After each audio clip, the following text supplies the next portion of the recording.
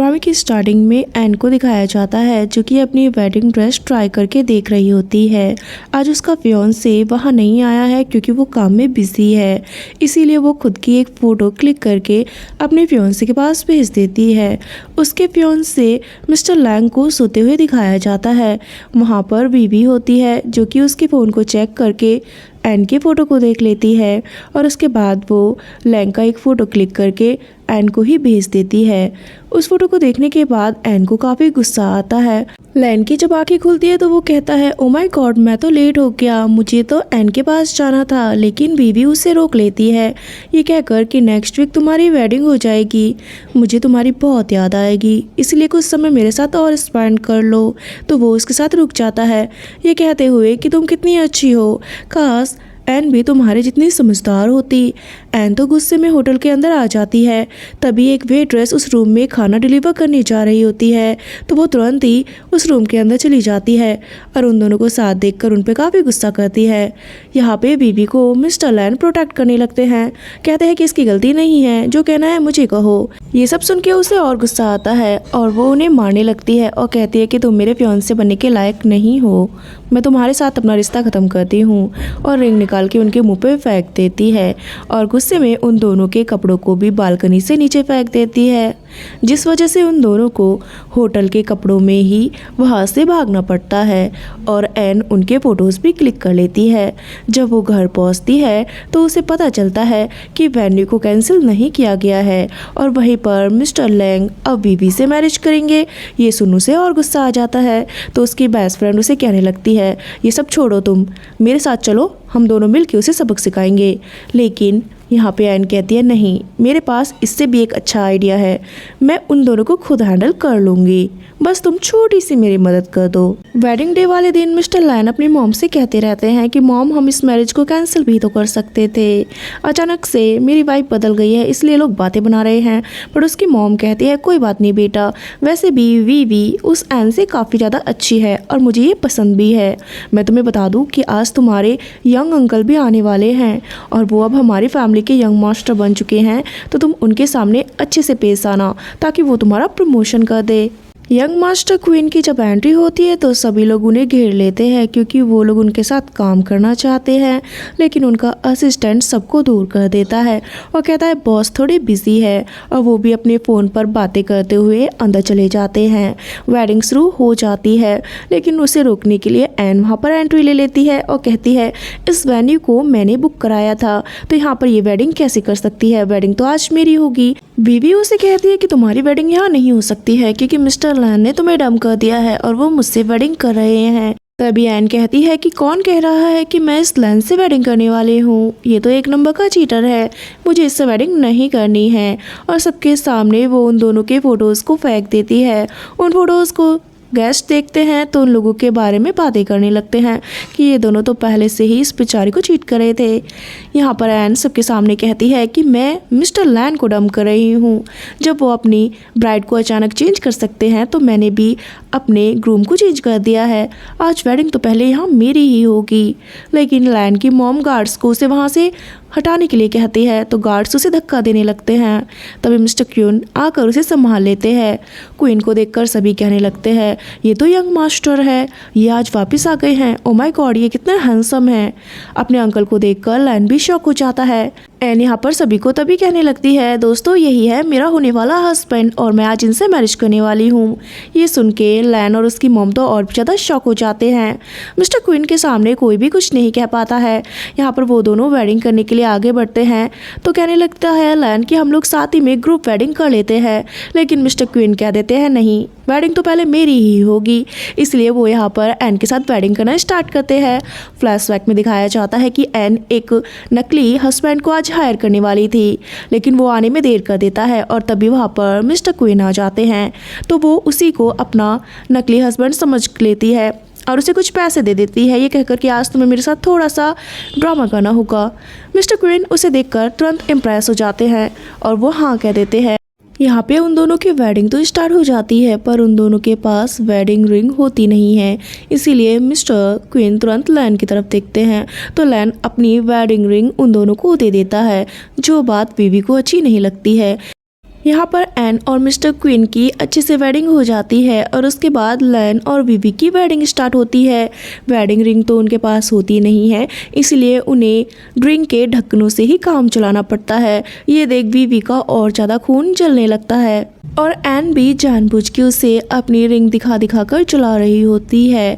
N को पता चलता है कि ये कोई एक्स्ट्रा एक्टर नहीं था बल्कि मिस्टर क्वीन है, तो वो उन्हें थैंक्स भी कहती है और उन्हें गलत समझने के लिए सॉरी भी बोलने लगती है।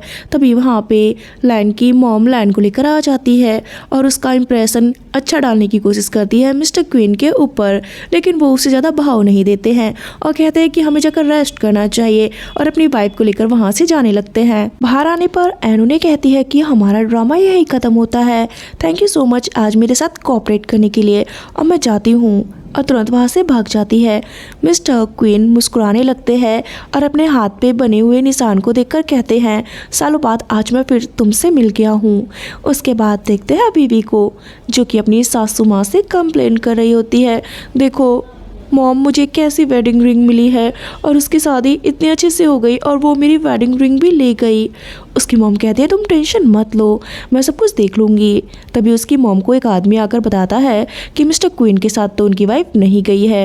ये सुनने के बाद लैन की मॉम समझ जाती है कि शायद उन दोनों ने यहाँ पे ड्रामा किया था और वो अभी भी अपने पुराने घर में रह रही है, कुछ तो गड़बड़ है, पता लगाना होगा। एन गुस्से में अपने ऑफिस में पहुंचती है और अपने बॉस को कहने लगती है कि आप मेरे साथ ऐसा कैसे कर सकते हैं, आपने उसे डिज़ाइनर बना दिया है और मुझे उसका असिस्टेंट, ये कैसे हो सकता है। उसका बॉस कहता है तुम्हें पता है ना कि विवी की वेडिंग किससे हुई है, इसलिए अब तो कुछ भी हो सकता है। एन कहती है आपने कहा था जो भी ज्वेलरी डिज़ाइनिंग के कॉम्पिटिशन को जीतेगा इस बार प्रमोशन उसे मिलेगा, तो ये प्रमोशन मुझे मिलना चाहिए। उसका बॉस उसे डिज़ाइंस दिखाते हुए कहता है देखो विवी ही इस कंपटीशन को जीती है, इसीलिए प्रमोशन उसे दिया गया है। उन डिज़ाइंस को देखकर एन कहती है ये तो मेरे डिज़ाइंस है, उसने चोरी किए हैं। विवी को देखते हैं ऑफिस में बैठे हुए जो कि मजी कर रही होती है। तभी वहाँ पे एन आ जाती है और कहती है तुम कितनी बड़ी झूठी हो, तुमने मेरे डिज़ाइंस का इस्तेमाल किया है और सबको कह रही हो कि ये डिज़ाइंस तुमने बनाए हैं। एन कहती है ये तुमने क्यों किया। विवी उसे कहने लगती है मैंने कुछ भी गलत नहीं किया है, अब तुम मेरे नीचे काम करती हो, मेरी असिस्टेंट हो, तो तुम्हारे बनाए हुए डिज़ाइन भी तो मेरे ही हुए ना, उनका इस्तेमाल अब मैं ही तो करूँगी और कौन करेगा। तभी ऑफिस में मिस्टर लैन आ जाते हैं तो विवी ऐसे ड्रामा करती है जैसे कि एन ने उस पर हाथ उठाया है। ये देख मिस्टर लैन कहते हैं क्या तुमने इसे मारा। एन कहती है मैंने ऐसा कुछ भी नहीं किया है, ये सिर्फ ड्रामा कर रही है। लेकिन विवी अपने हस्बैंड के सामने शरीफ बनने लगती है और कहती है हाँ इसने मुझे तंग किया। तो मिस्टर लैन बोलते हैं एन को कि तुम इससे माफ़ी मांगो वरना तुम्हें ऑफिस के रूल के हिसाब से पनिश किया जाएगा। एन को ये सब सुन के गुस्सा आता है और वो कहती है कि सच में तुम स्टूपिड थे जो मैंने तुम्हें 7 साल तक लाइक किया। मैं तुम्हें बताती हूँ कि तुम्हारी वाइफ थोड़ी देर पहले मुझे क्या कह रही थी। इसीलिए वो सारी बातें मिस्टर लैन को सुना देती है, जिसके बाद मिस्टर लैन भी हैरान से हो जाते हैं। विवी कहती है ये झूठ बोल रही है, ये सारी बातें फेक है। एन कहती है सच में तुम दोनों एक दूसरे के लायक ही थे और वहाँ से चली जाती है। सारा इंसिडेंट जाकर वो फिर अपने फ्रेंड को बताती है और गुस्सा कर रही होती है। तो उसकी फ्रेंड कहती है तुम्हारी मैरिज मिस्टर लैन के अंकल से हुई है ना, तो क्यों ना तुम इसके रिगार्डिंग उनसे हेल्प मांगो, वो तुम्हारी मदद जरूर करेंगे। ये सुनने के बाद एन को तुरंत ही वो याद आने लगते हैं, लेकिन वो कहती है नहीं मैं एक ही बार तो उनसे मिली हूँ, मैं उनसे इस बारे में हेल्प के लिए बात नहीं कर सकती, अपनी प्रॉब्लम मैं खुद हैंडल करूँगी। इसीलिए वो नेक्स्ट जब ऑफिस जाती है तो अपने सीनियर्स को लेटर लिखने लगती है कि उसके साथ धोखा किया गया है। लेकिन ये सारे लेटर्स जा रहे होते हैं लैन की मॉम के पास, इसीलिए ऑफिस से जाते समय वो उसका रास्ता रोक लेती है और उससे बात करने के लिए कहती है और फिर उसे बताती है कि जितने भी तुम कंप्लेन लेटर्स डाल रही हो ना मेल बॉक्स में, वो सारे मेरे पास आ रहे हैं, इसीलिए कोई भी तुम्हारी मदद नहीं कर सकता है। एन कहने लगती है अच्छा हुआ आपने मुझे इस बारे में बता दिया, अब मुझे बड़ा सा पोस्टर लेकर ऑफिस के बाहर बैठना होगा। लैन की मॉम कहती है तुम ये सब कुछ करना बंद करो, मुझे पता है तुम मेरे बेटे को अभी भी लाइक करती हो, इसीलिए उसका अटेंशन पाने के लिए ये सब कुछ कर रही हो। उसके मैरिज अब विवी से हो चुकी है, तुम मेरे बेटे को कभी हासिल नहीं कर सकती हो, ये कुछ पैसे लो और यहाँ से चले जाओ। एन उस ATM कार्ड को देखकर कहती है ओह तो आप मुझे ये पैसे देकर यहाँ से जाने के लिए कह रही है, आइडिया तो आपका काफ़ी अच्छा है बट फिलहाल ये पैसे बहुत कम है, मुझे ये पैसे नहीं चाहिए। आपके बेटे के कुछ फ़ोटोज़ मेरे पास और है जो मैंने उस दिन वेडिंग में सबको दिए थे, क्या आप चाहती है कि मैं वो न्यूज़पेपर्स वालों को भी दे दूँ? ये सुनने के बाद लैंग की मॉम को गुस्सा आने लगता है और वो उसके ऊपर चाय फेंकने की कोशिश करती है, लेकिन उनसे कप छीन के एनी उनके ऊपर चाय फेंक देती है और कहती है कि मैं चाहती हूँ कि पब्लिकली आप लोग मुझसे माफ़ी मांगे और वी सबके सामने आकर कहे कि इसने मेरे डिज़ाइंस को चोरी किया था, वरना आप लोगों का अंजाम तो काफ़ी बुरा होगा। उन लोगों की इस मीटिंग के बारे में मिस्टर क्वेन को उनका असिस्टेंट बता देता है, इसीलिए वहाँ वो टाइम से अपनी वाइफ को प्रोटेक्ट करने आते हैं, लेकिन अपनी आंट का हाल देखकर वो खुद हैरान रहते हैं और फिर पूछते हैं एन से, तुम्हें कुछ तो नहीं हुआ है ना, जरा मुझे दिखाओ, तुम्हें कहीं चोट तो नहीं लगी है। उसकी आंट ये सब कुछ देखती है तो और शॉक हो जाती है। यहाँ पे मिस्टर क्विन अपनी आंट को वार्न करते हैं कि आप लोग मेरी वाइफ को परेशान करने की कोशिश ना करें, वरना आप लोगों का हाल काफ़ी बुरा होगा। मिस्टर क्वेन तो वीवी से अपनी वाइफ से माफ़ी भी मंगवा लेते हैं, तो एन कहती है चलो इस पानी को भी अपने ऊपर डाल लो। वीवी को ऐसा ही यहाँ पे करना पड़ता है। मिस्टर क्वीन की कार में जब एन होती है तो उन्हें आज फिर हेल्प करने के लिए थैंक्स कहती है। मिस्टर क्वीन उसे अपना कॉन्टैक्ट नंबर देते हैं और कहते हैं आगे प्रॉब्लम हो तो मुझे कॉल कर लेना, मैं आ जाऊंगा। एन कहती है वैसे मैं अपनी प्रॉब्लम्स खुद संभाल लेती हूँ और हमारी मैरिज भी तो फेक थी। मिस्टर क्वीन कहते हैं लेकिन ये मैरिज हमारी फैमिली के सामने हुई थी और अब मैं तुम्हारी वजह से सिंगल नहीं रहा हूँ, तुम्हें मेरी रिस्पॉन्सिबिलिटी लेनी चाहिए, मैं तुम्हारा हस्बैंड बनूंगा तो तुम्हारा बेनिफिट होगा। ये सुन वो थोड़ी घबरा जाती है और कहती है फ़िलहाल मुझे किसी भी बेनिफिट की ज़रूरत नहीं है और कार से उतर के भाग जाती है। तो मिस्टर क्वीन यहाँ पे मुस्कुराने लगते हैं। एन जब घर पे होती है तो उसके लैंडलॉर्ड आकर उसे कहती है कि तुम्हें घर खाली करना होगा क्योंकि इस घर को मैडम वीवी ने ख़रीद लिया है। ये सुन उसे काफ़ी गुस्सा आता है तो वो मिस्टर लैंग के पास कॉल करके कहती है इस घर को हम दोनों साथ में ख़रीदने वाले थे, अब तुमने इस घर को उसके लिए ख़रीद दिया है जानते हुए कि मैं यहाँ पे रेंट पे रहती हूँ, तुम इतना कमीनापन कैसे दिखा सकते हो मुझे। तो वो उसे कहता है कि इसमें तुम्हारी ही गलती है, तुम्हें मेरी वाइफ और मॉम को कल तंग नहीं करना चाहिए था, तुम्हारी वजह से मेरी वाइफ की तबीयत भी ख़राब हो गई है, इसलिए तुम्हें तो सज़ा मिलनी ही थी। यहाँ पे उसके सामने उसकी वाइफ भी बीमार होने का कुछ ज़्यादा ही ड्रामा करती है। काफ़ी गुस्सा आने लगता है एन को और वो अपने सामान को भी दूर फेंक देती है, फिर खुद को शांत कराने लगती है। तो वहाँ पर उसकी फ्रेंड आती है और कहती है तुम मेरे साथ चलो, आज से तुम मेरे साथ रहना। तभी एन खड़ी होती है और कहती है अच्छा तो वीवी को मुझसे फ़ाइट करनी है ना, तो ठीक है अब मैं अच्छे से उससे फ़ाइट करूँगी। नेक्स्ट डे जब मिस्टर लैन के साथ वीवी ऑफिस पहुँचती है तो उससे कहती है कि मुझे आज भी पक्का एन तंग करेगी। तो उसे मिस्टर लैंग कहते हैं अगर उसने ऐसा आज कुछ किया तो मैं उसे ऑफिस से निकाल दूंगा। ये सुन वो खुश हो जाती है, पर जब अपने ऑफिस में एंट्री लेती है उनके साथ तो देखती है कि ऑफिस काफ़ी ज़्यादा चमक रहा है और मिस्टर लैन ये देख खुश होते हैं कि ऑफिस को इतने अच्छे से किसने साफ़ किया है। तभी वहाँ पे एन आती है और कहती है बॉस ये सब कुछ मैंने किया है, आज से मैं मैडम वीवी की असिस्टेंट के तौर पर यहाँ पर अच्छे से काम करूँगी। यहाँ पे एन उसके सामने अच्छा बनने का दिखावा करती है तो वीवी कहती है ये सिर्फ नाटक कर रही है, इससे मेरे साथ काम नहीं करना है। लैन कहता है नहीं, लगता है ये सुधर गई है, इसलिए तुम इसे अपने साथ अच्छे से काम करने का मौका दो। ये कहकर वो वहाँ से चला जाता है। तो एन फिर वीवी को कहती है सबके सामने जाकर कहो कि तुमने मेरे डिज़ाइंस को चुराया है। वीवी ऐसा करने से मना करती है तो एन उसे मारने लगती है। वीवी कहती है मैं सबको बताऊंगी कि तुमने मुझे मारा है। एन कहती है अगर मैं ना भी मारती तो भी तुम सबसे जाके यही कहती, तो क्यों ना तुम्हारे झूठ को मैं सच कर दूं। और वो उसे कई चाटे लगा देती है। मिस्टर लैन के पास उसकी मॉम कॉल करके कहती है कि आज तुम्हारे अंकल ऑफिस में आने वाले हैं, उन्हें अच्छे से इम्प्रेस करना ताकि तुम्हारा प्रमोशन जल्दी से हो जाए और ऑफिस में कोई गड़बड़ नहीं होनी चाहिए। तभी मिस्टर लैन को एन और वीवी के चिल्लाने की आवाज़ें सुनाई पड़ती है। वो तुरंत वहाँ जाकर देखने लगते हैं तो वो दोनों भागते हुए उसके पास आ जाती है और दोनों कंप्लेंट करती है कि इसने मुझे मारा और इसने मुझे मारा। मिस्टर लैंग कहते हैं कि ये सब कुछ क्या हो रहा है, अभी तो थोड़ी देर पहले तुम दोनों की दोस्ती हो गई थी। वीवी कहते हैं देखो इसने मेरे गाल को कितना लाल कर दिया है, बहुत ज़ोर से इसने मुझे मारा है। एन यहाँ पे अपने गालों पर लिपस्टिक से लाल निशान बना लेती है और कहती है, नहीं बॉस, इसने मुझे ज़्यादा ज़ोर से मारा है। तभी वहाँ पर मिस्टर क्वीन आ जाते हैं और उन्हें लगता है कि उनकी वाइफ को सच में मारा गया है। इसीलिए वो गुस्से में आकर वहाँ कहते हैं कि किसने मेरी वाइफ को हाथ लगाया है, मैं उसे नहीं छोड़ूंगा। और वो जॉब से फायर कर देते हैं वीवी को और एन को अपने साथ लेकर अपने कैबिन में चले जाते हैं। ये सब कुछ देखकर वीवी शॉक होती है और कहती है, मैंने तो कुछ भी नहीं किया है, मारा तो उसने मुझे था। यहाँ पर लैन भी वीवी पर ही चिल्लाता है कि तुमने मेरे अंकल को नाराज़ कर दिया। एन मिस्टर क्वीन को कहती है कि आज मैंने उसे अच्छे से हैंडल कर लिया, आपकी हेल्प के बेकर। मिस्टर क्वीन कहते हैं, अगर तुम मेरी वाइफ बन जाओ तो तुम्हारे लिए हर चीज़ आसान हो जाएगी, क्योंकि मैं जानता हूँ वीवी सबके सामने आसानी से नहीं कहेगी कि उसने तुम्हारे डिज़ाइंस को चुराया है। तुम्हें सिर्फ 3 महीने के लिए मेरी वाइफ बनना होगा।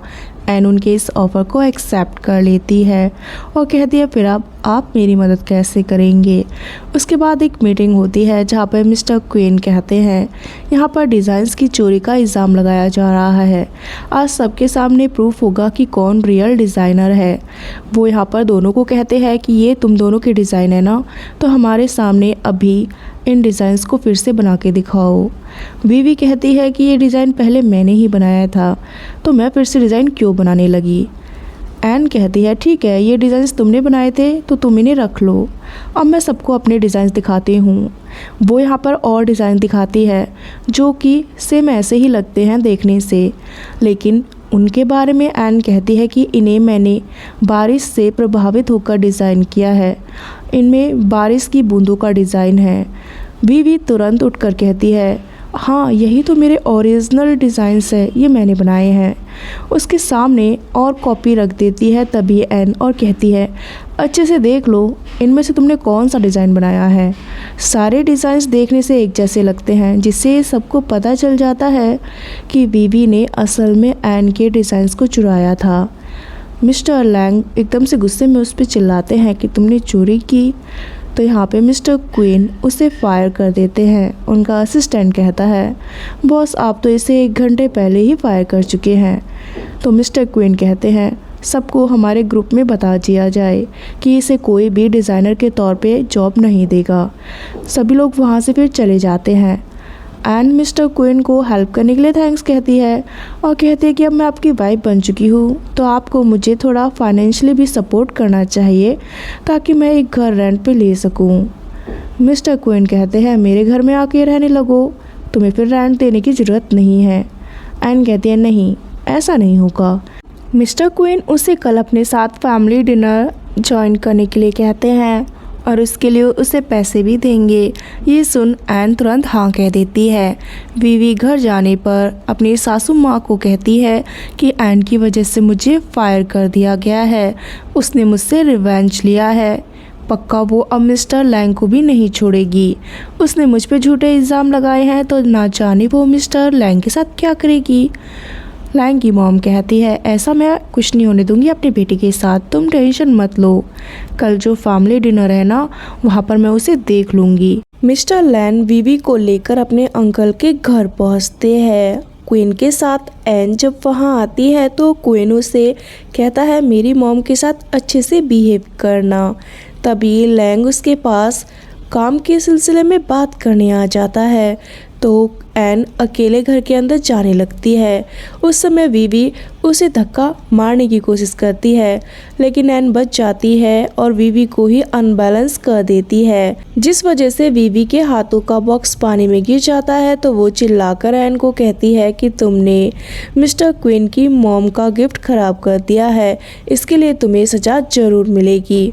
उसके बाद वो लोग क्वीन की मॉम के पास पहुंचते हैं, तो वीवी वहाँ पर एन की शिकायतें उनसे करने लगती है कि इसने आपका गिफ्ट खराब कर दिया जो हम लेकर आए थे। लेकिन एन तुरंत ही वीवी को साइड कर देती है और क्वीन की मॉम को कहने लगती है कि मैं आपकी डॉटर इन लॉ हूँ। तभी पीछे खड़े हुई लैंग की मॉम कहती है, हमें तो ये सब कुछ झूठ लगता है, हमें नहीं लगता कि तुम्हारी शादी सच है। क्वीन की मॉम ने एन के कान के पीछे मून के निशान को देख लिया होता है। तभी एन मिस्टर क्विन को कहती है, आप अपनी मॉम को बताइए ना कि हमें पहली नज़र में ही एक दूसरे से प्यार हो गया था, इसलिए हमने इतनी जल्दी मैरिज भी कर ली। मिस्टर क्विन कहते हैं, हाँ बेबी ये बिल्कुल सच है। यहाँ पर मिस्टर क्विन की मॉम तभी चिल्लाती है उनके ऊपर और कहती है, तुम इतनी बड़ी बात मुझसे कैसे छुपा सकते हो? ये तो बहुत अच्छी गुड न्यूज़ थी। तुमने मुझे अब तक अपनी बहू से दूर क्यों रखा? ये सुन के लैंग की मॉम शॉक हो जाती है कि उन्होंने इतनी आसानी से इस बात को एक्सेप्ट कर लिया। यहाँ पे फिर क्वीन की मॉम कहती है कि मेरी डॉटर इन लॉ के बारे में कौन बकवास कर रहा था, जरा अपना नाम बताना। सभी लोग फिर एकदम से चुप हो जाते हैं और इशारा लैंग की मॉम के ऊपर और वीवी के ऊपर करने लगते हैं क्योंकि वही बातें बना रहे थे। उसके बाद यहाँ पे क्वीन की मॉम कहती है, मिस्टर लैंग तुमने मैरिज की है, लेकिन क्या तुमने अपने बड़ों को अपनी रिस्पेक्ट दी है और उनसे आशीर्वाद लिया है? मुझे नहीं लगता कि तुमने ऐसा कुछ भी किया है। इसीलिए फिर लैंग को और वीवी को उनके सामने झुकना पड़ता है और वहाँ पर एन और मिस्टर क्वीन खड़े रहते हैं। एन तो ये देखकर काफ़ी मुस्कुराती है, लेकिन वीवी को ये सब कुछ करते हुए काफ़ी गुस्सा आ रहा होता है। कुछ समय बाद सभी लोग वहाँ से जाने लगते हैं तो मिस्टर क्वीन की मॉम उनसे कहती है, अच्छा हुआ कि तुम्हें ये लड़की मिल गई, मुझे तो डर था कि तुम पूरी ज़िंदगी अकेले रह जाओगे। क्वीन उन्हें कहता है कि अभी तक इसने मुझे पूरी तरीके से नहीं अपनाया है क्योंकि इसे मेरी धन दौलत का कोई लालच नहीं है।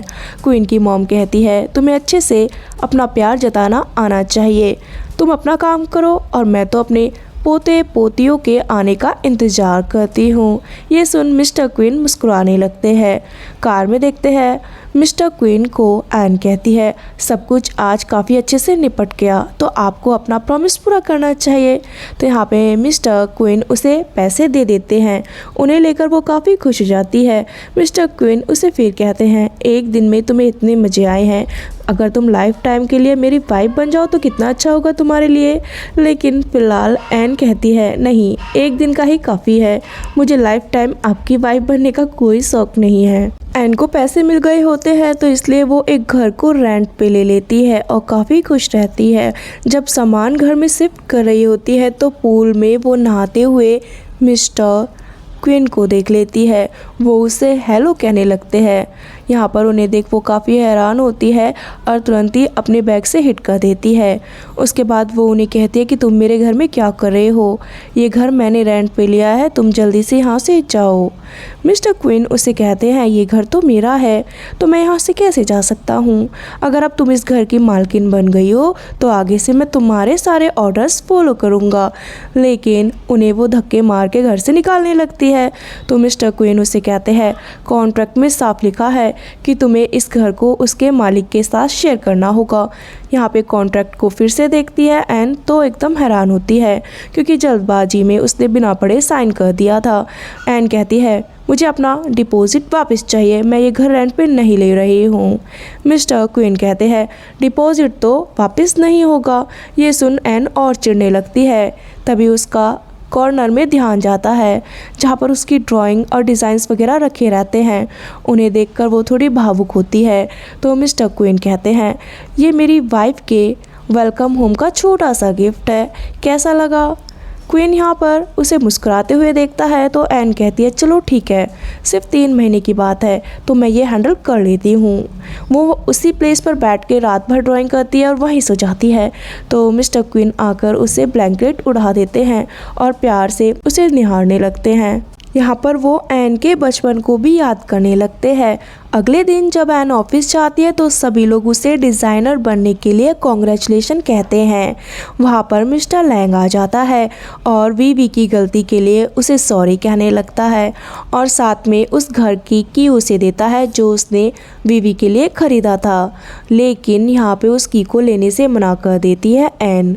उन दोनों को बातें करते हुए मिस्टर क्वीन देख लेते हैं जो कि जेलस फील करते हैं। इसीलिए वो घर आने पर काफ़ी सारे हाउस की दिखाने लगते हैं एन को और कहते हैं, तुम इनमें से कोई सा भी घर अपने लिए चुन सकती हो। ये सुन वो इनकार करती है और कहती है, आप शायद लैंग की वजह से जेलस फील कर रहे हैं, लेकिन मुझे आपका और कोई ऐसा नहीं चाहिए। उसके बाद मिस्टर क्वीन को तो रात भर नींद ही नहीं आती है। उन्हें बस लैंग की बातें याद आ रही होती है। इसीलिए वो अपने असिस्टेंट को कॉल करते हैं। एंड जब अगले दिन ऑफिस पहुंचती है तो उसे पता चलता है कि उनके बॉस को बदल दिया गया है, मतलब कि मिस्टर लैंग का ट्रांसफ़र दूसरी जगह हो गया है और अब इस ऑफिस को मिस्टर क्विन खुद संभालने वाले हैं। मिस्टर क्विन वहां पर आकर एन से बातें करते हैं और उसे डिज़ाइनर बनने के लिए कॉन्ग्रेचुलेशन कहते हैं, लेकिन एन कहती है आप यहाँ पर हमारे रिश्ते के बारे में किसी को कुछ मत बताना और आप यहाँ क्यों आ गए हैं। तभी मिस्टर क्विन सभी के सामने अनाउंसमेंट करते हैं कि हमारे नए डिज़ाइनर को प्रमोशन मिला है, इसीलिए आज रात का डिनर मेरी तरफ से होगा। रात को सारा ऑफिस उनके साथ डिनर पे जाता है, जहाँ पर भी मिस्टर क्विन एन को इम्पोर्टेंस दे रहे होते हैं और सारा स्टाफ इस बात को नोटिस करता है। एन तो नॉर्मल बनने का दिखावा करती है, जिस वजह से कुछ लड़कियां एन के बारे में कहने लगती है कि पक्का वीवी सही कह रही थी, पहले इसने हमारे बॉस लैंग को फंसाया और अब मिस्टर क्विन के पीछे ये पड़ गई है। एन उन लोगों को बकवास बातें करने से मना करती है, लेकिन वो लोग उसी पर उंगलियां उठाने लगते हैं। वहाँ पर मिस्टर क्विन आ जाते हैं और एन को सपोर्ट करते हुए कहते हैं कि ये मेरे पीछे नहीं पड़ी है, बल्कि मैं इससे चांस मांग रहा हूँ, और उन लड़कियों को वो जॉब से फायर कर देते हैं। एन कहती है कि आपको ये सब कुछ करने की ज़रूरत नहीं है, वैसे भी हम दोनों का रिश्ता सिर्फ 3 महीने के लिए है और वो एक झूठा रिश्ता है। ये बात मिस्टर क्विन को दुखी कर देती है। मिस्टर लैंग जब अपना कैबिन खाली कर रहे होते हैं तो वीवी उन्हें रोकते हुए कहती है कि तुम ये ऑफिस छोड़ के दूसरी साइड पे क्यों जा रहे हो। मिस्टर क्विन तुम्हारे अंकल है, उनसे कहो कि तुम्हें दूसरी साइड पे ना भेजे, क्योंकि वो प्लेस बिल्कुल भी अच्छा नहीं है, लोग तुम्हारे बारे में बातें बनाएंगे। लैंग को ये सुन के गुस्सा आ जाता है और वो उससे कहता है तुम्हें सिर्फ मेरी पावर और मेरी रेपुटेशन की चिंता है, तुमने शायद धन दौलत के लिए मुझसे मैरिज की थी। एन का तुम्हारे बारे में ख्याल बिल्कुल सही था। ये सुन के और गुस्सा आता है वीवी को कि लैंग अभी भी एन को सपोर्ट कर रहा है और उसकी तारीफ़ें उसके सामने कर रहा है। इसलिए रात के समय में वो एन के ऑफिस में घुस के उसके कुछ नए डिज़ाइंस को चुरा लेती है, उसे सबक सिखाने के लिए। अगले दिन जब एन ऑफिस पहुंचती है तो सारा स्टाफ उसका अच्छे से वेलकम करता है और उसे उसकी नए ज्वेलरी लॉन्च के लिए कॉन्ग्रेचुलेसन कहने लगता है। मिस्टर क्विन ने ये सारा इंतज़ाम कराया होता है। वो आकर उसे बुके देते हैं और उसी का बनाया हुआ एक नेकलेस उसे अपनी तरफ से गिफ्ट भी करते हैं। एन इस वजह से काफ़ी खुश रहती है, पर तभी वहाँ मैनेजर आकर बताता है बॉस काफ़ी बड़ी बैड न्यूज़ है, रोंगचैंग कंपनी ने इन डिज़ाइंस को पहले ही लॉन्च कर दिया था और उनका कहना है कि हमने उनके डिज़ाइंस को कॉपी किया है। एन कहती है ये झूठ है, हमने कोई डिज़ाइंस कॉपी नहीं किए हैं, ये डिज़ाइंस मैंने खुद बनाए हैं और मेरे पास इसका प्रूफ भी है। मिस्टर क्विन सारी न्यूज़ को हटाने के लिए बोलते हैं, लेकिन एन कहती है अगर हम ऐसा करेंगे तो हम लोग झूठे साबित होंगे, मैं सबके सामने प्रूफ दूंगी, मुझे कहीं जाना है। तो मिस्टर क्विन उसके साथ जाते हैं उसके होम टाउन। वो काफ़ी सालों बाद अपने घर आती है, घर काफ़ी गंदा रहता है। तो मिस्टर क्विन कहते हैं क्या यहाँ पे कोई नहीं रहता है। एन कहती है मॉम डैड की तो पहले ही डेथ हो गई थी, उसके बाद मैं यहाँ पर ग्रैंड माँ के साथ रहा करती थी और उनके जाने के बाद मैं सिटी में शिफ्ट हो गई, इसलिए यहाँ कोई नहीं रहता। मिस्टर क्विन उसके घर को देख रहे होते हैं। एन कहती है मुझे एक अंकल की वजह से पढ़ने में काफ़ी आसानी हुई, क्योंकि उन्होंने मुझे स्कॉलरशिप दी थी। मैं चाहती हूँ कि वो जब मुझे देखे तो मुझ पर नाज करे, एक दिन मैं उन्हें कामयाब होकर और एक अच्छी डिज़ाइनर बन के दिखाऊंगी। मिस्टर क्विन कहते हैं अभी भी उन्हें तुम पे नाज हो ही रहा होगा। यहाँ पर एन को याद आता है कि उसकी वो इम्पोर्टेंट डायरी तो उसके फ्रेंड के पास है, इसीलिए वो अपने फ्रेंड से मिलने जाती है।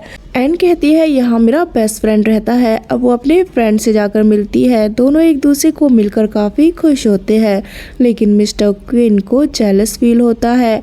उसका फ्रेंड कहता है तुम्हें अपनी वो ड्राइंग वाली नोटबुक चाहिए ना, लेकिन इसके लिए तुम्हें मेरी गर्लफ्रेंड बनना होगा। मिस्टर क्विन कहते हैं ऐसा नहीं हो सकता है। उसके बाद वो अपने फ्रेंड के घर आ जाती है, उसके साथ लंच कर रही होती है। वहाँ पर उसका फ्रेंड कहता है मैं तो तुम्हें स्कूल टाइम से ही पसंद करता हूँ, तुम मेरी गर्लफ्रेंड बन जाओ तभी तुम्हें तुम्हारी डायरी रिटर्न करूँगा। एन कहती है मजाक क्यों कर रहे हो तुम। तभी मिस्टर क्वीन बीच में कहने लगते हैं ये तुम्हारी गर्लफ्रेंड नहीं बन सकती है, क्योंकि ये मेरी तभी यहाँ पे एन उनका मुंह बंद करवा देती है और कहती है कि ये मेरे काफ़ी पुराने कलीग है, उन्हें कुछ कहने नहीं देती है। उसका फ्रेंड उसे ड्रिंक सर्व करता है तो मिस्टर क्विन उसे पीने नहीं देते हैं और खुद ही उस ड्रिंक को पी जाते हैं। तो यहाँ पे उसका फ्रेंड काफ़ी ज़्यादा ड्रिंक फिर मिस्टर क्विन को पिला देता है। एन का फ्रेंड बार बार उसे उसके निकनेम से बुला रहा होता है तो मिस्टर क्वीन उसके मुंह को बंद करते हैं और कहते हैं एन मेरी वाइफ है, ये सिर्फ मेरी है। ये सुनने के बाद उसका फ्रेंड यहाँ पे हंसने लगता है। तभी वहाँ पे उसका एक बेटा आ जाता है जिससे कि मिस्टर क्वीन को पता चलता है कि ये तो मैरिड पर्सन है। बाद में एन का दोस्त मिस्टर क्वीन को कहता है कि आप मेरी दोस्त का काफ़ी अच्छे से ध्यान रखना। यहाँ पर उसके दोस्त की ग्रैंड माँ भी एन को कहती है कि तुम्हारा हस्बैंड काफ़ी अच्छा है, इसके साथ प्यार से रहना। एंड मिस्टर क्वीन को अपना फेवरेट ट्री दिखाने जाती है और कहती है ग्रैंडमा के जाने के बाद जब भी मुझे अकेला महसूस होता था तो मैं यहाँ आया करती थी, ये हमेशा उस समय मेरे साथ था। मिस्टर क्वीन कहते हैं मैं भी तुम्हारे साथ हूँ और उसे हग कर लेते हैं। वो काफ़ी नशे में होते हैं तो एन उन्हें घर आकर बेड पे सोने के लिए लिटा देती है। गौर से उन्हें देखती है और उनकी कई बातें याद कर कर उसे थोड़ी शर्म आती है। देखते हैं कि मिस्टर एन सिर्फ नींद में होने का ड्रामा कर रहे थे। एन के सो जाने के बाद वो उठकर उसके सारे अवार्ड और सर्टिफिकेट्स को देखने लगते हैं और याद करते हैं कि वही तो उसके स्कॉलरशिप देने वाले अंकल थे। जब वो सिटी से बाहर थे तो उसके पास एन के हमेशा लेटर्स आया करते थे। उन्हें रीड करने से उन्हें काफ़ी अच्छा लगता था। अब वो एन को अपने सामने देख रहे हैं। बीबी को पता चलता है कि वो अपनी बेगुनाही का सबूत ढूंढने गई है, इसीलिए वो मिस्टर ली के साथ मिलकर एक और नया जाल फैलाती है। ऑफिस वापस पहुंचने के बाद एन और मिस्टर क्वीन कॉन्फ्रेंस रखते हैं जहां पर एन सबको बताती है कि हम पर चोरी का झूठा इल्ज़ाम लगाया गया है। रोंगचेंग कंपनी ने मेरे डिज़ाइंस को चुराया है, मेरे पास इसका प्रूफ है। वो अपनी डायरी दिखाते हुए उन्हें बताती है कि इसे मैंने 10 साल पहले ड्रॉ किया था और इस ट्री से जुड़ा हुआ ही डिज़ाइन मैंने अब बनाया है। ये सब कुछ वो एक्सप्लेन करती है, लेकिन एक रिपोर्टर खड़ा होकर कहता है कि ये सबसे कुछ भी साबित नहीं होगा। क्या आपके पास कोई अच्छा प्रूफ है? ड्राइंग तो कोई भी बना सकता है। यहाँ पर वो कहती है कि उस समय मैंने इसी ड्राइंग के लिए अवार्ड जीता था और मुझे सर्टिफिकेट भी मिला था। आप उस साइट पर जाकर चेक कर सकते हैं। लेकिन वो साइट फिलहाल ब्लॉक होती है तो वो लोग उसे झूठा कहने लगते हैं। तभी मिस्टर क्वीन कहते हैं कि ये झूठ नहीं है, हमें अपने डिज़ाइनर पर भरोसा है और मैडम एन काफ़ी ज़्यादा ईमानदार है, ये कभी झूठ नहीं बोलेंगी। तो वो रिपोर्टर कहता है कि आप एक मामूली से डिज़ाइनर को इतना सपोर्ट क्यों कर रहे हैं, आखिर आप दोनों के बीच रिश्ता क्या है? तभी वो उन दोनों का एक घर का फोटो सबको दिखाता है और कहता है कि आप दोनों तो साथ में एक ही घर में रहते हैं, इसका मतलब हम लोग क्या समझे? आप इस नॉर्मल सी डिज़ाइनर पे मिस्टर क्वीन इतने फेवर क्यों कर रहे हैं? काफ़ी ज़्यादा सवाल वो उठाने लगता है। तो यहाँ पर मिस्टर क्वीन सबके सामने जाहिर कर देते हैं क्योंकि ये मेरी वाइफ है और एक अच्छी डिज़ाइनर भी है। ये सुन के सभी लोग शॉक हो जाते हैं। मिस्टर क्वीन उस रिपोर्टर से कहते हैं कि तुम तो मिस्टर ली के नेफ्यू हो ना, तुमने साइट को ब्लॉक करवा दिया है, लेकिन हमारे पास एक और प्रूफ है। वो 10 साल पुराना न्यूज़पेपर दिखाते हैं जिसमें साफ लिखा था कि एन ने सच में वो ड्राइंग कंपटीशन जीता था। मिस्टर क्वीन कहते हैं कि आप लोग इस न्यूज़पेपर को तो झूठा नहीं कह सकते हैं ना, और हाँ, अपने अंकल ली को जाकर कहना कि आगे से वो ऐसी चालाकी ना करे। अब हम लोग लीगल तरीके से उनसे डील करेंगे। जिसके बाद वो रिपोर्टर वहाँ से भाग जाता है। मिस्टर क्वीन बाकी रिपोर्टर से कहते हैं कि हमने अपनी मैरिज को सबके सामने उजागर इसीलिए नहीं किया क्योंकि ये हमने ज़रूरी नहीं समझा, बट मैं सबको यकीन दिलाता हूँ कि मेरी वाइफ बहुत अच्छी डिज़ाइनर है। आप लोग फ्यूचर में इनके नाम से ही मुझे पहचानेंगे। ये सुनकर वहाँ से शर्माते हुए एन चली जाती है। एन की फ्रेंड घर आती है और कहती है ये सब कुछ क्या है, तुमने मुझसे इतना सब कुछ छिपाया? तो एन उसे सारी बातें बताती है और कहती है कि ये सब कुछ फेक है। लेकिन एन की फ्रेंड कहती है मुझे ऐसा नहीं लगता है, मुझे लगता है कि मिस्टर क्विन तुम्हें सच में लाइक करने लगे है। दूसरी तरफ क्विन अपने असिस्टेंट से कहता है इतना सब कुछ हो गया है, अपने प्यार का मैंने इजहार भी कर दिया है, लेकिन फिर भी वो मुझे अच्छे से रिस्पॉन्स नहीं दे रही है। असिस्टेंट कहता है बॉस आपने उसे प्रॉपर तरीके से प्रपोज नहीं किया है, आपको ऐसा करना चाहिए तो मैडम जल्दी हाँ बोल देंगी। यहाँ पर वो सोचने लगता है इस बारे में और एन को मैसेज करके कल एक जगह मिलने के लिए बुलाता है। एन भी उस मैसेज को देखकर शर्माने लगती है।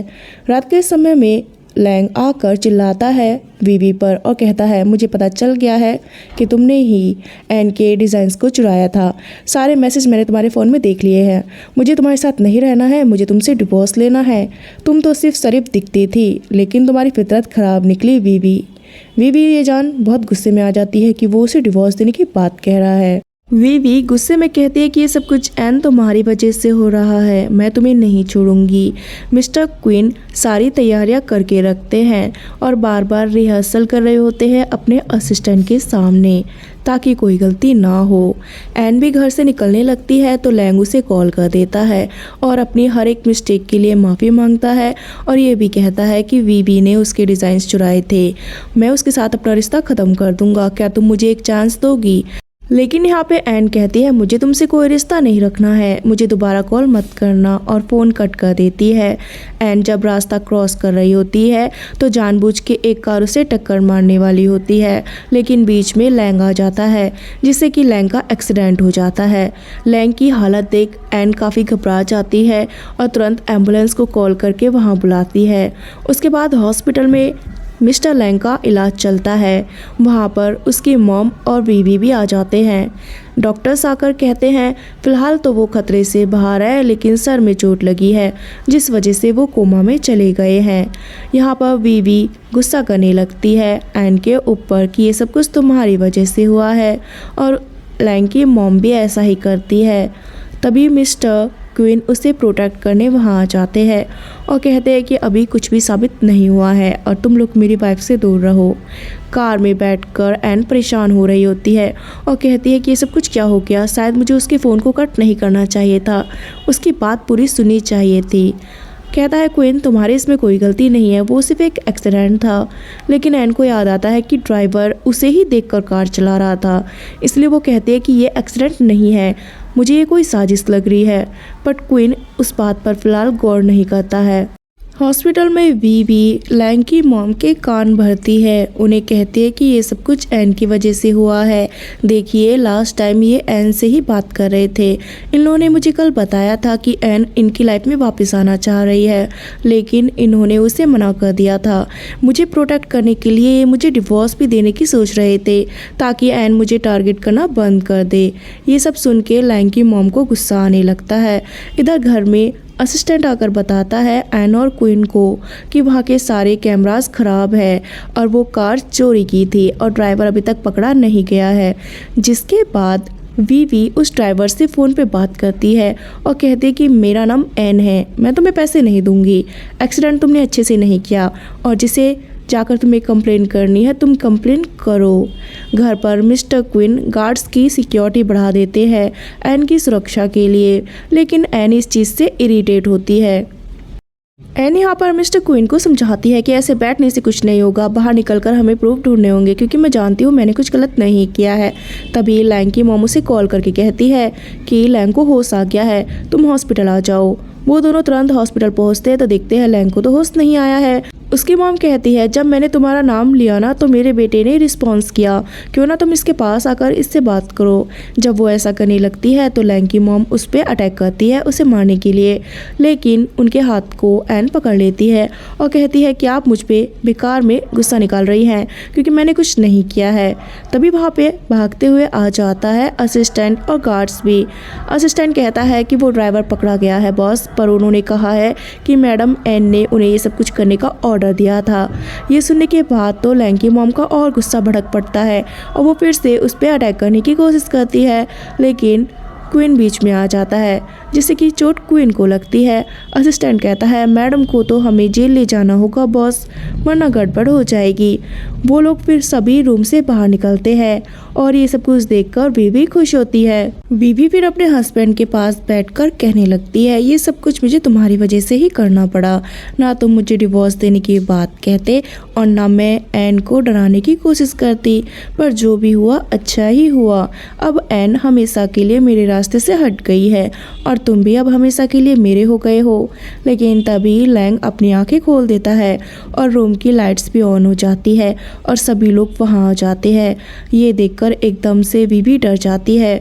यहाँ पर क्वीन के गार्ड बीवी को पकड़ लेते हैं। क्वीन कहता है कि तुम्हारा सच सबके सामने आ गया है और हम लोगों ने तुम्हारा कन्फेशन रिकॉर्ड भी कर लिया है। फिर भी बीवी कहती है कि तुम लोग कुछ भी प्रूफ नहीं कर पाओगे। तो लैंग कहता है मेरे सामने तुमने ड्राइवर से बात की थी, गवाही मैं दूंगा। ये सुन बीवी उस पर चिल्लाती है कि तुम अपनी वाइफ को प्रोटेक्ट करने की बजाय इनकी मदद कर रहे हो। लैंग कहता है तुम गलत हो, इसलिए मैं ऐसा कर रहा हूँ। गार्ड उसे वहाँ से ले जाते हैं। मिस्टर क्वीन एन को कहते हैं हमें भी रेस्ट करना चाहिए और लैंग को भी रेस्ट करने देते हैं। वो घर आ जाते हैं। उन्हें चोट लगी थी तो एन उन्हें फर्स्ट एड देती है और उन्हें कहते हैं कि आगे से मुझे बचाने के लिए बीच में मत आना, मेरी वजह से तुम्हें चोट लगी। तो मिस्टर क्वीन हंसते हैं और कहते हैं ये तो मुझे करना ही था, तुम्हें मेरी परवाह हो रही है ना। अब नेक्स्ट डे जब एन ऑफिस जाती है तो उसका सीनियर उसे फिर से प्रमोशन देने लगता है। एन कहती है मुझे इसलिए प्रमोशन नहीं चाहिए क्योंकि मेरा हस्बैंड इस कंपनी का बॉस है, मैं अपनी काबिलियत से अपनी पहचान बनाऊंगी। ये कहकर वहाँ से चली जाती है, लेकिन उसका बॉस सोचने लगता है कि कहीं ये मेरी ही कुर्सी ना खा जाए। एन जब रात को घर पे होती है तो ग्रुप मैसेज में देखती है कि सब अब एन की तारीफें कर रहे हैं क्योंकि उन्हें पता है ये उनके बॉस की वाइफ है। मिस्टर क्वीन उससे बात करने आते हैं तो वो कह देती है मुझे नींद आ रही है और बात नहीं करनी है, लेकिन रात को फिर बालकनी में अकेले खड़ी रहती है। तभी वहाँ मिस्टर क्वीन आ जाते हैं और उससे कहते हैं कि तुम मुझे ऐसे अवॉइड क्यों कर रही हो, क्या तुम्हें दिखता नहीं है कि मैं तुम्हें लाइक करता हूँ, तुम ये बातें मानने को क्यों तैयार नहीं हो रही हो। एन कहती है ये सब कुछ बहुत जल्दी हो रहा है, हमें थोड़ा आराम से आगे बढ़ना चाहिए। मिस्टर क्वीन कहते हैं ठीक है, तो मैं तुम्हें 3 बार डेट पर ले जाना चाहूँगा, उसके बाद तुम्हारा जो फैसला होगा मुझे मंजूर होगा। इतना तो मुझे हक मिलना ही चाहिए तुम्हें इम्प्रेस करने का। एन उन्हें कहती है कि मैं अपना दिल आपके लिए खोलने की कोशिश कर रही हूँ, तो आप भी पूरा ट्राई कीजिए। ये सुनने के बाद मिस्टर क्वीन खुश हो जाते हैं। बीवी मिस्टर लैंग से रिक्वेस्ट करती है कि वो उसे डिवोर्स ना दे और एक और चांस दे दे, लेकिन लैंग मना कर देता है। तो वो उसकी मॉम से भी रिक्वेस्ट करती है। उसकी मॉम उसे डांटते हुए कहती है कि मैं पागल थी जो अपने बेटे की शादी तुम जैसी लड़की से करा दी, आज उसका ये हाल तुम्हारी वजह से हुआ है, पेपर्स पे साइन करके इस घर से निकल जाओ। तो बीवी उन्हें कहती है मैं मिस्टर क्वीन की पोजीशन लैंग को दिलवा सकती हूँ, तो क्या आप मेरा ये डिवोर्स रुकवा देंगी। यहाँ पर उसकी मॉम उसके साथ इस चीज़ को लेकर डील कर लेती है। ऑफिस में मिस्टर क्वीन फर्स्ट डेट की तैयारियां करते हैं और उसके बाद उसे फर्स्ट डेट पर लेकर जाते हैं। वो उसे एक फ्रेंच होटल में लेकर जाते हैं, लेकिन फ्रेंच लैंग्वेज उसे नहीं आती है, इसीलिए वो मेन्यू देखकर फूड ऑर्डर नहीं कर पाती है। वो उसके एंटरटेनमेंट के लिए वहाँ पर एक सिंगर, डांसर और मैजिशियन को भी बुलाते हैं, लेकिन ये सब कुछ एन को काफ़ी एम्बेरस फील कराता है। चुपके से बीवी उनके कुछ फ़ोटोज़ क्लिक कर लेती है। ये डेट तो कुछ खास नहीं रहती है उन दोनों की। अगले दिन जब वो ऑफिस में रहती है और ज्वेलरी कंपटीशन में पार्टिसिपेट करने की बात अपने बॉस को कहती है, तो वो उसे कहता है कि तुम इस बार अप्लाई नहीं कर पाओगी क्योंकि तुम्हारे डिज़ाइंस को लेकर ऑलरेडी रोंग चैंग कंपनी के साथ हमारा केस चल रहा है जो अभी तक फाइनल नहीं हुआ है, जिस वजह से वो थोड़ी अपसेट हो जाती है। तभी उससे मिलने मिस्टर लैंग उसके ऑफिस में आ जाता है और कहता है तुम्हारी डिज़ाइन नोटबुक मुझे बीवी के पास से मिली है, ये शायद तुम्हें रोंग चैंग कंपनी से केस लड़ने में मदद करेगी। यहाँ पर एन कहती है तुम इतनी मेहरबानी क्यों कर रहे हो। लैंग कहता है तुम्हारे साथ गलत किया है बीवी ने, इसीलिए मैं पर्सनली तुम्हें सॉरी कहने आया हूँ।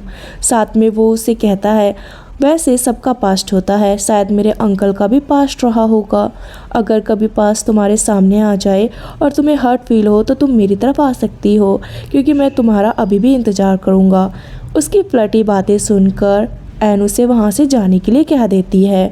बाहर आने के बाद वो न्यूज़ देखता है अपने फ़ोन में कि मिस जेनी कंट्री में वापस आ गई है। ये न्यूज़ देखकर वो सोचता है कि कहीं इसके वापस आने से एन को हर्ट ना फील हो। एन एक फाइल पे साइन लेने मिस्टर क्विन के ऑफिस में जाती है तो वो उसे अपने साथ लंच पर बाहर चलने को कहते हैं। एन का फ़िलहाल मूड नहीं होता है, इसलिए वो मना करती है। तो मिस्टर क्विन उसे कहते हैं तुम इसे हमारी दूसरी डेट समझो। तो एन जाने के लिए तैयार हो जाती है। वो उसे एक ज्वेलरी ऑक्शन में लेकर जाते हैं। एन कहती है आप मुझे यहाँ क्यों लाए। मिस्टर क्विन कहते हैं यहाँ तुम्हें अच्छा लगेगा। उसके बाद वो कुछ और लोगों से बातें करने में बिजी हो जाते हैं और एन वहाँ पर रखी हुई ज्वेलरीज को काफ़ी इंटरेस्ट के साथ देखने लगती है। तभी वहाँ पर कुछ सीनियर लेडीज़ आ जाती है जो कि क्वीन फैमिली से ही बिलोंग करती है। वो एन को देखकर कहने लगती है कि फ़िलहाल हमारे यंग मास्टर ने तुमसे मैरिज कर ली है, लेकिन कुछ टाइम पहले तक वो एक और लड़की के पीछे पागल थे। कहीं ऐसा ना हो वो अब तुम्हें भी छोड़ दे बोर होने के बाद। तो एन उन्हें कहती है आप लोगों को अपने सीनियर्स के बारे में ऐसी बातें नहीं कहनी चाहिए। हम अपना मैटर खुद संभाल लेंगे, आप लोग खुद को संभालें। जिससे कि उन लेडीज़ को बुरा लग जाता है। ऑक्शन स्टार्ट होता है। काफ़ी सारी चीज़ें वहाँ पर शो की जाती है। तो वो लोग देखते हैं कि एन को तो कुछ नॉलेज नहीं है इस बारे में और वो लोग उसके ऊपर पीछे से हंसते हैं। लेकिन मिस्टर क्वीन उन्हें घूर के देखते हैं तो उनका मुंह बंद हो जाता है। यहाँ पर फिर एन की तरफ से ऑक्शन में उसके नए बनाए हुए इयररिंग रखे जाते हैं, वो भी काफ़ी लो बजट में। तो बाकी लोग मजाक बनाते हैं इस बात का, लेकिन मिस्टर क्वीन उन्हें काफ़ी हाई रेट में परचेस करते हैं अपनी वाइफ के लिए ही। और फिर स्टेज पर आकर कहते हैं कि मैंने इन्हें इसीलिए ख़रीदा है क्योंकि मेरी वाइफ एक गांव से आई थी और वो यहाँ पर आकर अपनी पहचान बना रही है। मैं चाहता हूँ कि ये सारा पैसा उन बच्चों के लिए डोनेट किया जाए जो गांव में रहते हैं और अपने सपनों को अचीव करना चाहते हैं। काफ़ी अच्छी स्पीच वो यहाँ पर देते हैं और अपनी वाइफ को उन इयररिंग्स को खुद पहनाते हैं, जिससे कि लोग उनसे इम्प्रेस हो जाते हैं।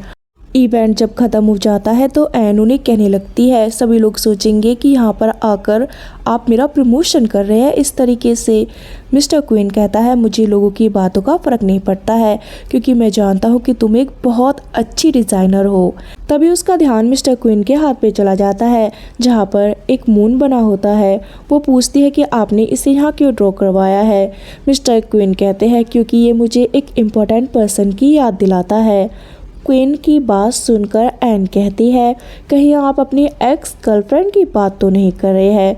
मिस्टर क्वीन इसके बारे में उसे कुछ कह पाते तभी वहाँ एक लेडी आकर उनसे बात करने लगती है, जिसके बाद वो लोग घर आ जाते हैं। घर आने पे एन को ये बात सताती है कि उनकी लाइफ में कौन हो सकता है इम्पोर्टेंट पर्सन जिसकी याद में उन्होंने अपने हाथ में मून बनवा रखा है।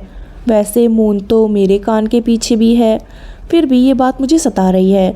तभी उसे अपने रूम के बाहर एक बॉक्स मिलता है जिसमें एक नई ड्रेस होती है और एक नोट होता है जहाँ पर मिस्टर क्वीन उसे आज मिलने के लिए बुला रहे होते हैं। मिस्टर क्वीन फिर से उसे प्रपोज करने की तैयारियां करते हैं, अच्छे से रिहर्सल भी करते हैं और इस बार वहाँ पर केक भी आ जाता है जिसमें उन्होंने रिंग को छिपा कर रखा होता है। असिस्टेंट कहता है बॉस सब कुछ परफेक्टली तैयार है, बस आप अच्छे से परफॉर्म करना। तभी वहाँ पर एक लेडी आती है सेम उसी ड्रेस में जो कि जेनी होती है। मिस्टर क्वीन उसे वहाँ देखकर शॉक हो जाते हैं।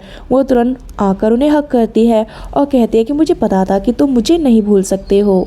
मैं कुछ टाइम के लिए अब्रॉड क्या गई, तुमने मुझे प्रपोज करने के लिए इतना सब कुछ तैयार कर दिया। उन दोनों को एक साथ वहाँ पर एन भी देख लेती है और कहती है क्वीन ये सब कुछ क्या हो रहा है। तो जेनी उसे कहती है ओह तो तुम मेरा रिप्लेसमेंट हो, मैं मिस्टर क्वीन की गर्लफ्रेंड रह चुकी हूँ, कुछ टाइम बाद मैं यहाँ वापस आई हूँ, इसलिए अब तुम्हें मेरी एक्टिंग करने की ज़रूरत नहीं है, तुम ये पैसे अपने पास रखो। क्वीन कहता है एन से ऐसा कुछ भी नहीं है, तुम इसकी बातों पर गौर मत करो। लेकिन जेनी कहती है हम लोग सच में एक दूसरे से बहुत प्यार करते हैं, ये देखो प्रूफ, हम दोनों ने एक जैसे मून अपने हाथ में बनवा रखे हैं। इस वजह से एन को काफ़ी ज़्यादा गलतफहमी होने लगती है। क्वीन उसे समझाने की कोशिश करता है कि ये झूठ कह रही है, इसके साथ मेरा कोई रिश्ता नहीं है और मैं तुम्हें बताता हूँ कि मैं जेनी को कैसे जानता हूँ। लेकिन तभी जेनी चिल्लाना शुरू कर देती है और ख़ुद को हर्ट करने की कोशिश करती है। ये देख मिस्टर क्वीन एन को छोड़कर जेनी के पास चले जाते हैं।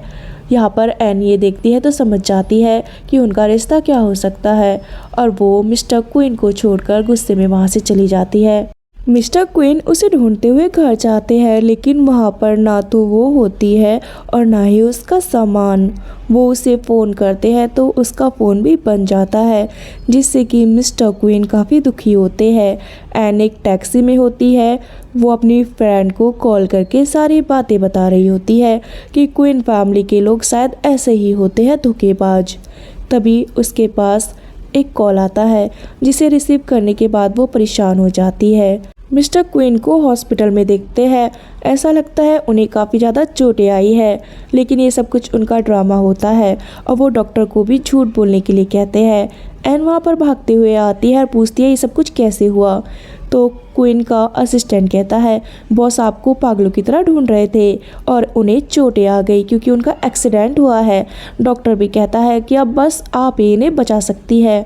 एन को काफ़ी बुरा लगता है क्वीन के लिए, इसीलिए वो उनके पास ही रुक जाती है और उन्हें कहती है कि तुम ऐसे कैसे बेहोश रह सकते हो, तुम्हें तो मुझे सब कुछ एक्सप्लेन करना चाहिए। अगर अभी तुम्हें होश नहीं आया ना तो मैं चली जाऊंगी अपने लिए एक और नया हस्बैंड ढूंढने के लिए और इस बार मैं रियल में मैरिज कर लूँगी। ये सुनते ही मिस्टर क्वीन अपनी आंखें खोल लेते हैं और उसे अपने पास रोक लेते हैं। रात के टाइम में उनका असिस्टेंट उन्हें कहता है कि बॉस आपने ये ड्रामा करके अच्छा किया, मैडम आपके पास इस वजह से वापस तो आ गई। यहाँ पर क्वीन कहता है कि तुमने जेनी को क्या कहा है मेरे बारे में। असिस्टेंट कहता है मैंने उन्हें बताया है कि आप बिजनेस ट्रिप की वजह से कई हफ्ते बाहर रहने वाले हैं, इसलिए आप चिंता मत कीजिए, वो आपको ढूंढते हुए यहाँ नहीं आएंगी। फ़िलहाल आप फोकस कीजिए मैडम पर। आज आपको उन्हें अच्छे से इम्प्रेस करना है ताकि वो आपको छोड़ के ना जाए। एन उनके लिए खाना लेकर आती है और कहती है खा लो। मिस्टर क्वीन कहते हैं मैं कैसे खाऊं, मेरे हाथों में तो चोट लगी है, तुम ही खिला दो ना। एन कहती है तुम्हें इसके लिए अपनी जेनी को बुलाना चाहिए, वो नाराज़ रहती है अभी भी। तो मिस्टर क्वीन उसे कहते हैं कि जेनी से मेरा कोई रिश्ता नहीं है, वो बस मेरे बचपन की एक दोस्त है। जेनी को दिमाग की बीमारी है, जिस वजह से उसे लगने लगा कि मेरी केयर उसके लिए प्यार है, लेकिन ऐसा कुछ भी नहीं है। एन कहती है फिर उस दिन आप उसके पास क्यों गए थे मुझे छोड़कर। जेनी को बचाना सिर्फ मेरी मजबूरी थी, क्योंकि मैंने उसके पेरेंट्स को कहा था कि मैं उसका ध्यान रखूंगा, तुम इन बातों का बुरा मत मानो। वो उसे पकड़ने लगते हैं, जिससे कि एन समझ जाती है कि उनके हाथों में कोई चोट नहीं लगी है और वो नाराज होकर रूम से बाहर आ जाती है। वो उसके पीछे रूम से बाहर आते हैं तो तुरंत ही वहाँ की सारी लाइट्स चली जाती है और मिस्टर क्वीन को अंधेरे में काफ़ी डर लगता है। वो वहाँ पर घबराकर बैठ जाते हैं। यहाँ पर उनके ऊपर कुछ सामान गिरने लगता है, तभी एन आती है और उन्हें बचा लेती है। उनकी आंखें जिस तरीके से उन्हें देख रही होती है, इससे एन को बचपन के एक लड़के के बारे में याद आता है, जिससे उसने कहा था कि तुम्हें अंधेरे में डरने की जरूरत नहीं है, देखो मेरे कान के पीछे एक मून है, इसलिए मैं रोशनी की तरह चमकती रहती हूँ। उसके बाद उन दोनों की बचपन में ही दोस्ती हो गई थी, क्योंकि उस समय एन की ग्रैंडमा भी हॉस्पिटल में एडमिट थी। यहाँ पे उसे क्वीन कहता है कि मैं कल डिस्चार्ज हो जाऊँगा और यहाँ से मुझे दूर जाना होगा, बट मैं तुम्हें मिस करूँगा, मैं अंधेरे में डरूँगा तो मैं कैसे अपने आप को बचाऊँगा।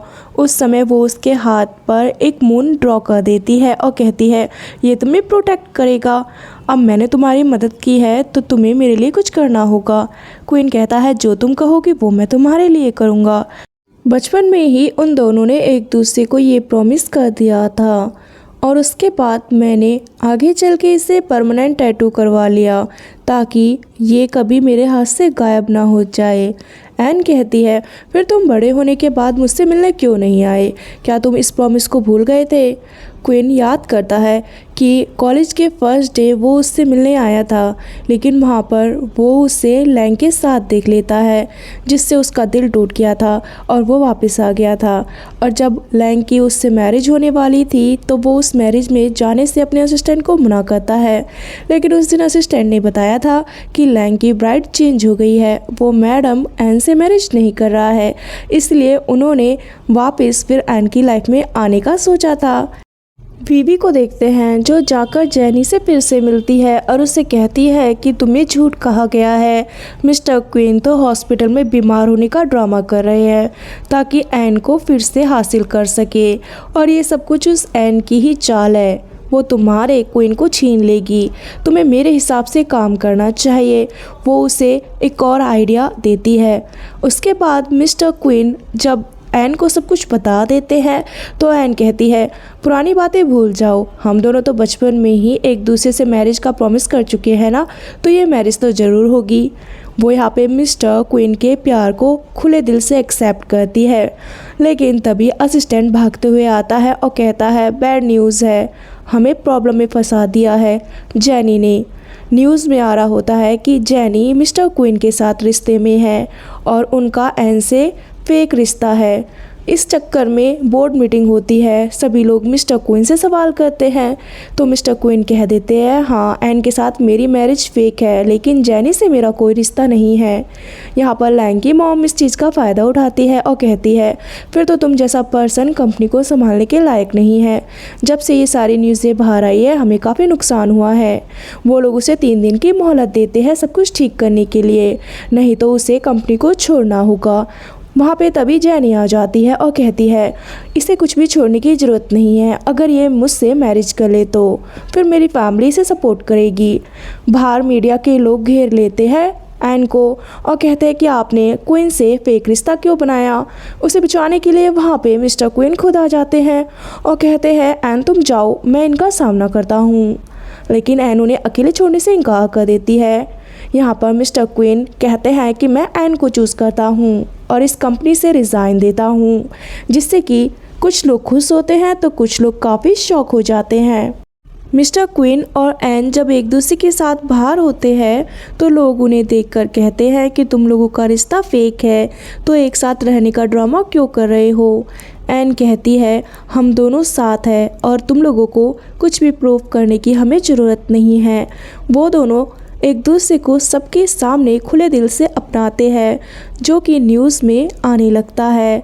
घर आते हैं तो वहाँ पर जेनी होती है जो मिस्टर क्वीन को अपने साथ चलने को कहती है, तो वो उसे वहाँ कह देते हैं कि कभी भी तुम मेरा प्यार नहीं दी जेनी, ये पागलपन बंद करो।